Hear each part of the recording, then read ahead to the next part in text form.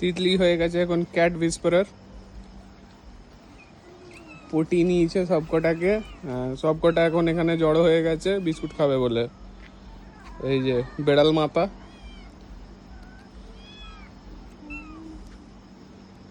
বিড়াল মাতা সবাইকে বিস্কুট খাওয়াচ্ছ,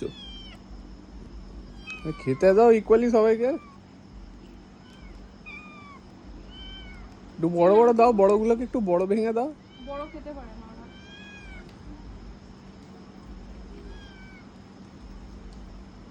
পুরো সাফ করে ওইদিকে তো যা, পেলোই না।